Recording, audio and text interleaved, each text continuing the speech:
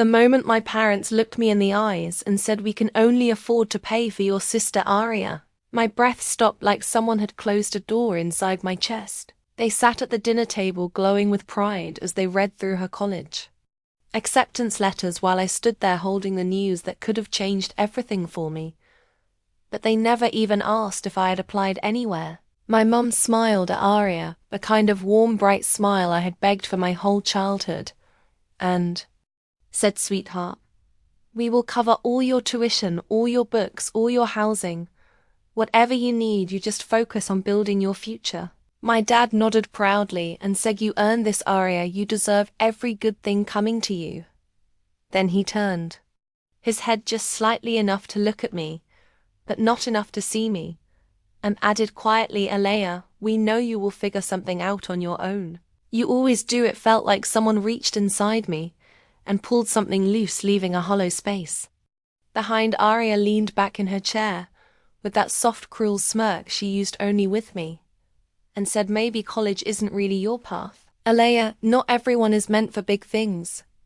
Her words slid under my skin and stayed there, but I swallowed the hurt, because it was not new. I had lived my whole life being the girl who needed less, who deserved less, who got less. They went right back to planning her future, hours of excited voices, new outfits, new laptop, new campus tours.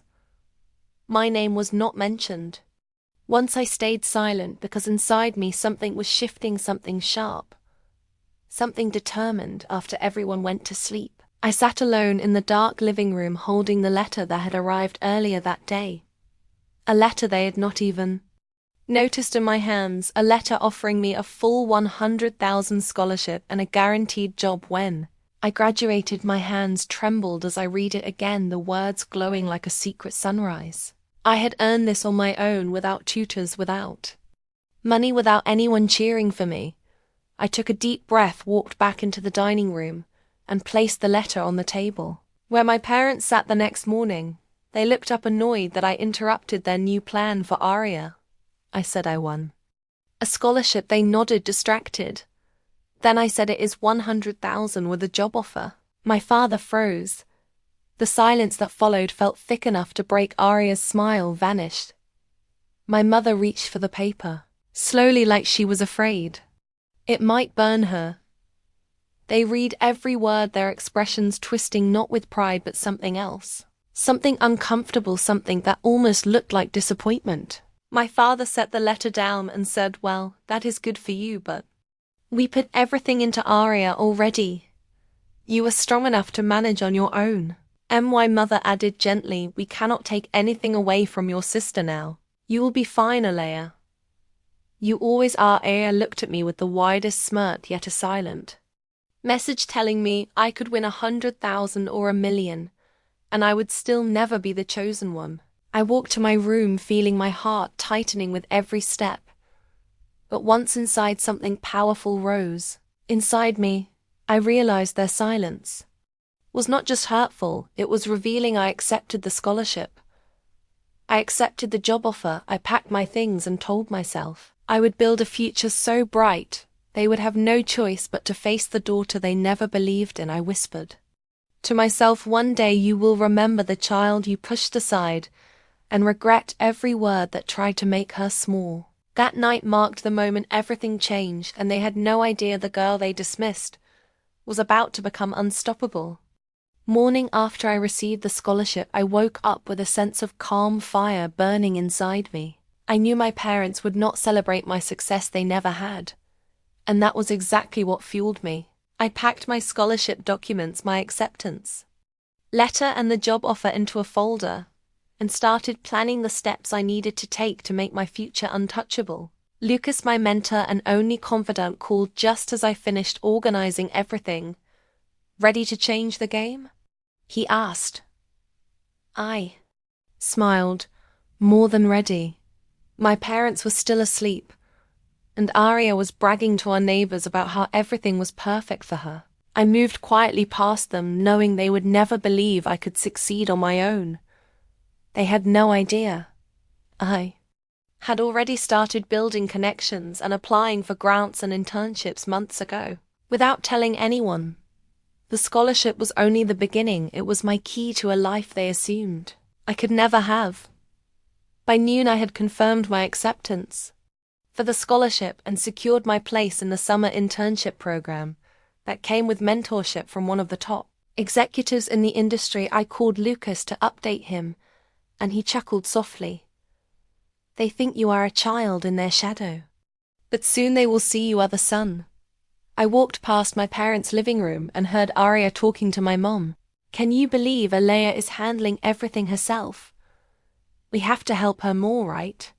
My mother nodded, but I knew the truth.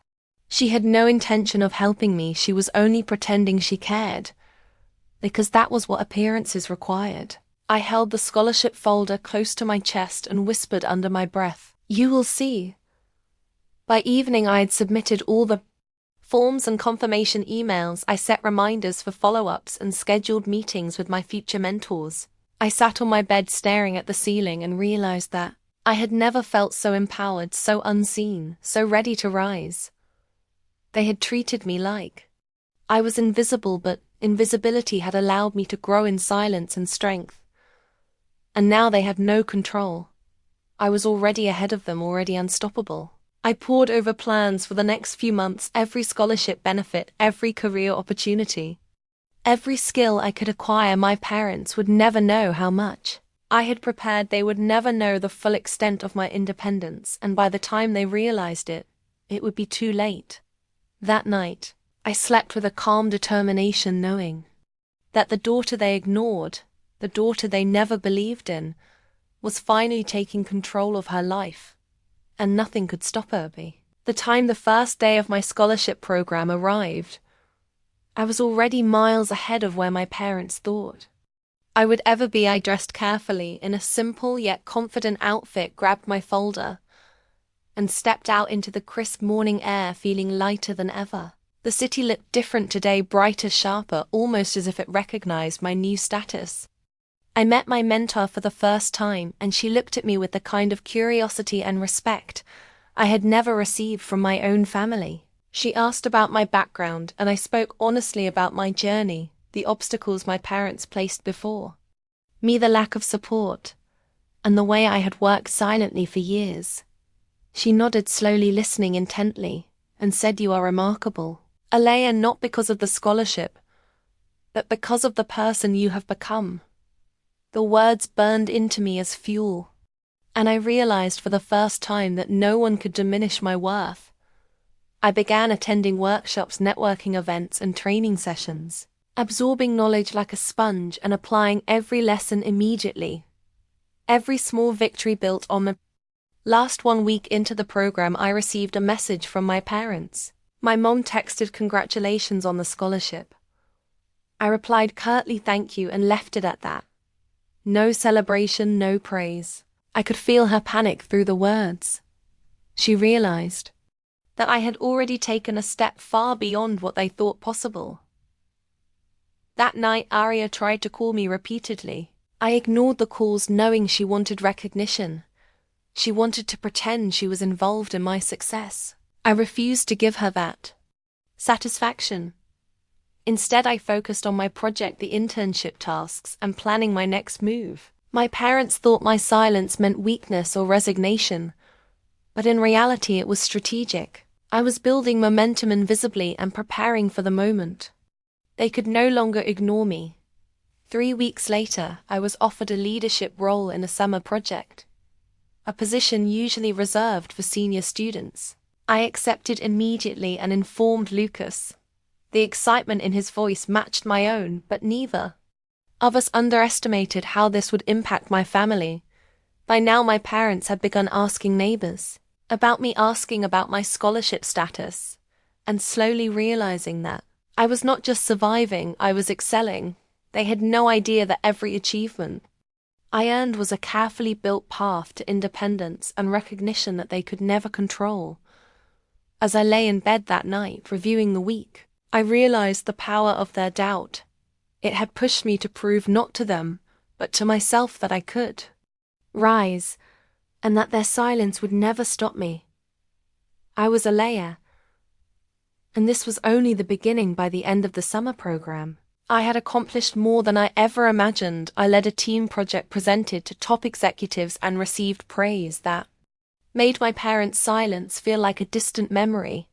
Every meeting I attended, every report I submitted built my confidence and created opportunities I had only dreamed about while at home. They were still pretending to control my path.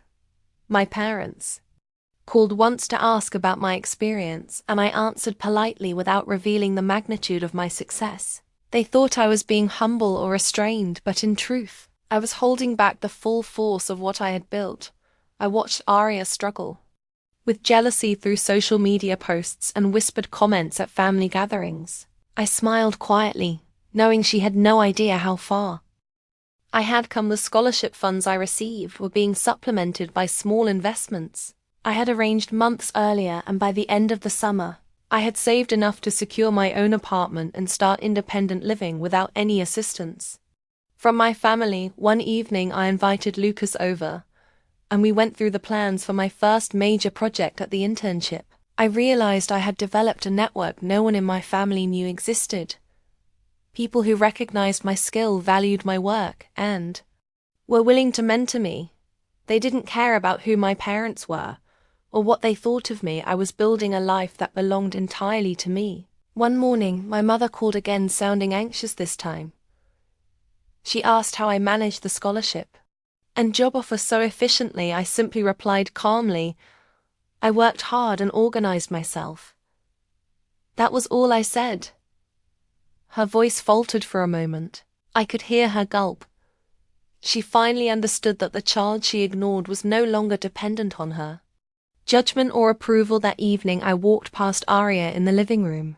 She tried to smile, but it faltered the moment she saw me, confident, self-assured, glowing in ways she could never mimic. I nodded lightly and said nothing. Her silence matched mine perfectly. I realized that their ignorance and silence had shaped me more than any lesson or encouragement could. I had become unstoppable without needing them, and the power of that truth resonated deeper than any words could express. The gap between what they believed I was and what I had become was wider than ever, and it would continue to grow until there was no denying my worth. The day of my graduation arrived, and for the first time my parents were watching from the audience instead of controlling every step. I walked across the stage with my head high and my heart steady. I had earned every award, every recognition, and every opportunity on my own. I looked at them briefly and saw shock and disbelief etched on their faces. Silence now meant something entirely different. I had turned it into my strength. I accepted my diploma and stepped forward to receive a standing ovation. I glanced at Arya, who sat frozen, and realized she could never match what I had built in silence. That night, my phone buzzed with messages from mentors, executives, and friends congratulating me. I smiled, because I knew the journey I had begun years ago when they refused to believe in me had finally come full circle. I did not need their praise. I did not need their approval. I had created a life of success, independence, and respect, and they could only watch as I soared. They had chosen to ignore me, and in doing so they had unknowingly given me the power to rise beyond them. I left the ceremony, walking into my future fully in control of my life and destiny. The lessons of their silence had become the foundation of my triumph. I was Alea, the daughter they underestimated, and now nothing could hold me back.